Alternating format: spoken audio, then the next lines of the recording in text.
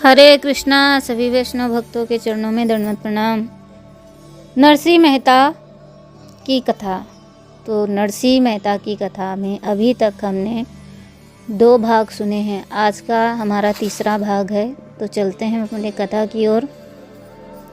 शिव का अनुग्रह। बड़े भाई की आज्ञा के अनुसार नरसिंह राम बड़ी सावधानी से पशुओं का पालन करते थे। अपनी ओर से जानबूझकर काम में तनिक भी लापरवाही नहीं करते थे। जब इससे फुर्सत मिलती थी तब भजन पूजन करते थे, कथा कीर्तन में जाते थे अथवा साधु संग किया करते थे। परंतु भौजाई उनसे कभी संतुष्ट नहीं रहती। वह बार बार बराबर उन्हें तंग करने का कोई ना कोई मौका ढूंढ ही ले करती थी। नरसिंह राम उसके दुष्ट स्वभाव के कारण उससे बहुत डरा करते थे। अपनी ओर से बराबर ऐसी चेष्टा किया करते थे कि उनसे कोई शिकायत करने का मौका ही ना मिले। अधिकतर वह घर भी तभी आते जब बड़े भाई घर में होते। जिस दिन सरकारी काम से वंशी कहीं बाहर चले जाते, उस दिन तो मानो उसी दिन जागृत हो उठता और वह जितना कष्ट पहुंचा सकती उतना दोनों पति पत्नी को पहुंचाती। फिर भी भक्तराज कभी विचलित न होते। श्रीमद् भगवद गीता जो भगवान ने कहा 2 अध्याय के 56वें श्लोक में, दुखेषु उद्विग्नः सुखेषु विगत स्पृहा वीतराग भया क्रोधा स्थितिर् नमृच्यते। जिसका मन दुख प्राप्त होने पर उद्विग्न रहित रहता है, सुखों की प्राप्ति की स्पृहा जिसकी दूर हो गई है तथा राग भय और क्रोध नष्ट हो गए हैं, ऐसा मुनि स्थिर बुद्धि कहा जाता है। ठीक इसी स्थिति के अनुसार सब कुछ शांतिपूर्वक सहन करते हुए आनंद पूर्वक अपना काम करते रहते हैं। एक दिन वंशीधर राज्य कार्य के लिए बाहर गए हुए थे। नरसिंह राम प्रातःकाल घर का काम समाप्त कर घर आए, घास काटने के लिए गए और प्रायः संध्या समय घास का बोझा लेकर लौटे। घोड़ों के सामने घास डालकर उन्होंने स्नान किया। दिन भर जंगल में घूम घूम कर घास काटते रहने से वह क्षुधा से पीड़ित हो रहे थे। अतः उन्होंने भौजाई से भोजन मांगा। इस पर दुरित गौरी कड़क कर कहने लगी, देखो तो बड़ा भगत आया, रोज सुबह घास काटने का बहाना करके घर से निकल जाता है और दिन भर भिखमंगों के साथ में भटकता रहता है, घर बार की कुछ भी परवाह नहीं करता और फिर कहता है कि भूख लगी है। आज तो मैं सत्संग बिल्कुल नहीं गया, प्रातःकाल से ही घास लेने चला गया था। आजकल घास के लिए बहुत दूर जंगल में जाना पड़ता है, इसीलिए बहुत देर लगती है। इस प्रकार नरसिंह राम ने अपनी निर्दोषता साबित करने की चेष्टा की। इसी बीच दुरित गौरी ने कुछ बासी रोटियां नरसिंह राम के सामने लाकर पटक दी। घर में कई प्रकार की ताज़ी चीज़ें तैयार थीं, परंतु वे नरसिंह मेहता के योग्य नहीं समझी गईं।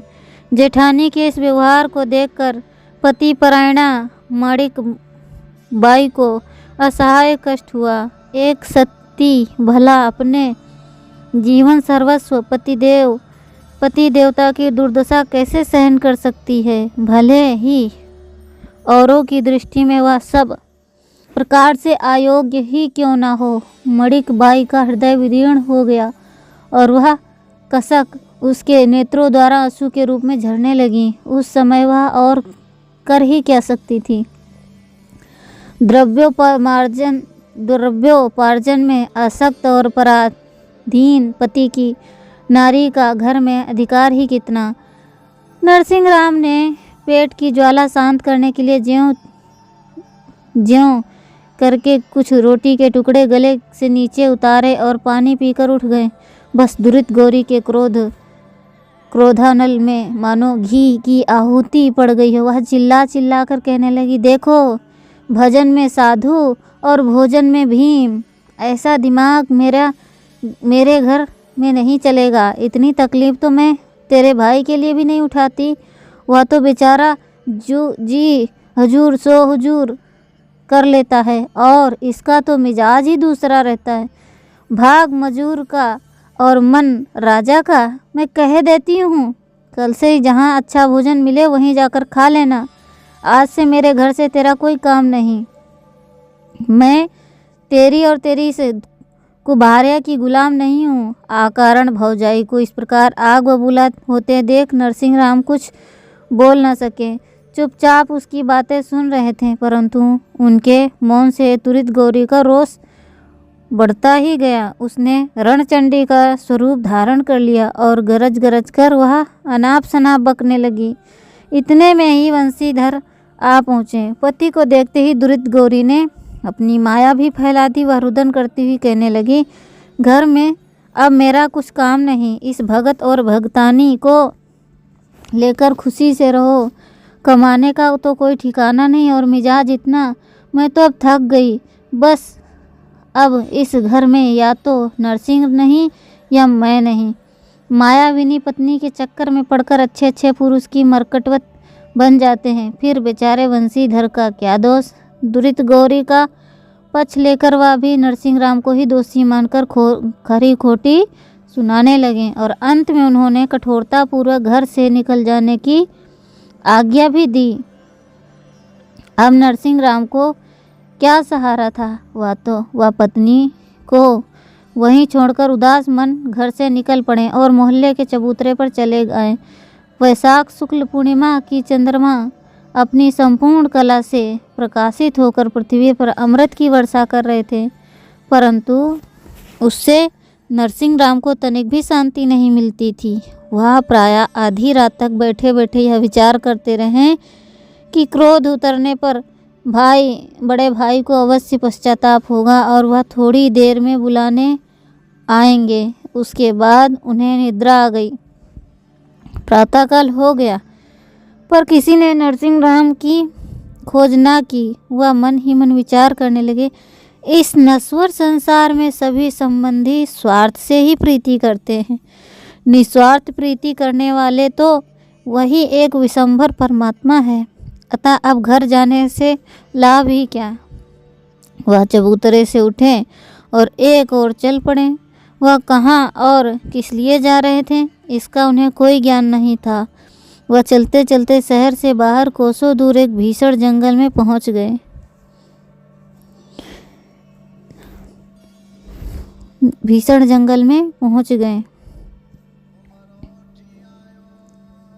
भूख प्यास और रास्ता चलने के कारण बहुत थक गए थे, अतएव विश्राम करने के लिए एक वट वृक्ष की छाया में बैठ गए।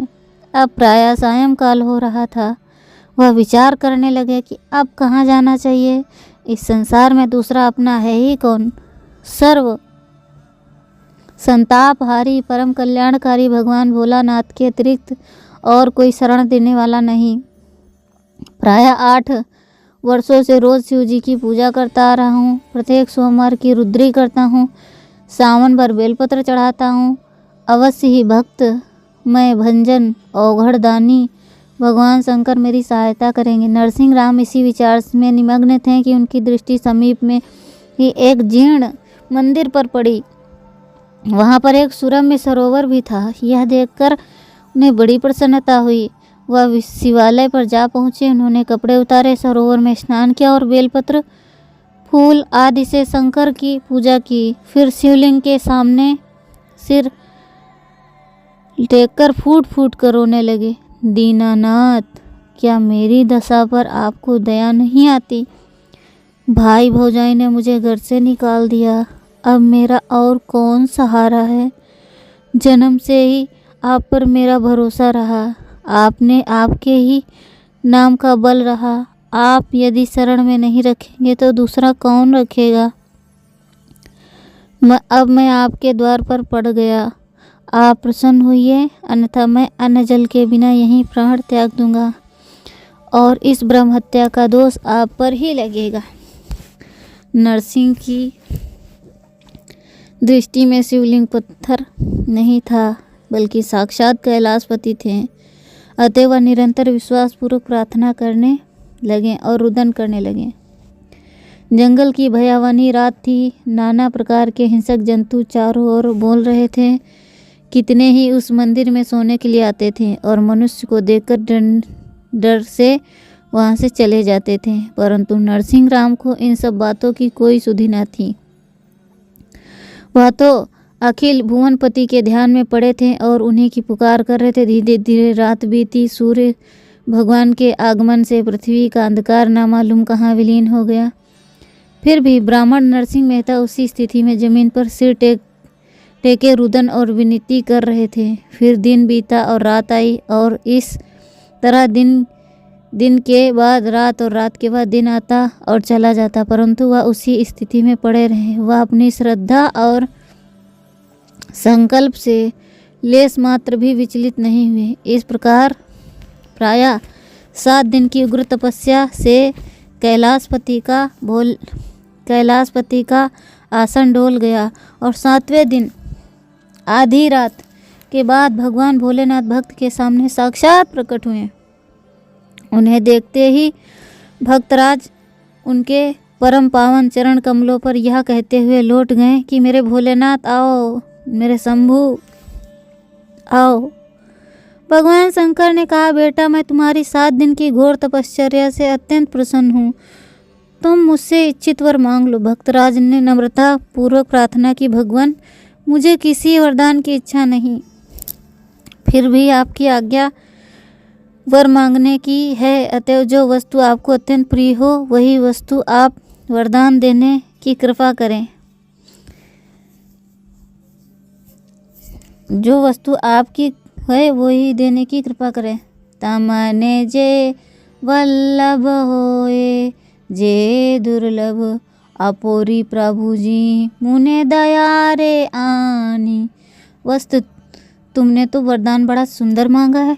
जगत भर में भगवान श्री कृष्ण से अधिक प्रिय वस्तु मेरी दृष्टि में कोई दूसरी नहीं है। यदि तुम चाहो तो मैं तुम्हें भगवान श्री कृष्ण के दर्शन करा दूं। भगवान सदाशिव ने उत्तर दिया, भगवान यही तो इस असार संसार में सारभूत है और दुर्लभ वस्तु है। फिर जो वस्तु आपको प्रिय अति प्रिय है उसे अप्रिय कहने की दृष्टता कौन कर सकता है। नरसिंह राम ने निवेदन किया। नरसिंह राम की ऐसी निष्ठा देखकर शंकर जी को बड़ी प्रसन्नता हुई। उन्होंने भक्तराज को दिव्य देह प्रदान कर उन्हें साथ ले दिव्य द्वारिका के लिए तुरंत प्रस्थान किया। तो हरे कृष्णा, आज का हमारा यह भाग समाप्त हुआ और अब हम अगले भाग की ओर चलेंगे। तब तक के लिए हरे कृष्णा, और आप लोग प्रतीक्षा कीजिए अगले भाग की।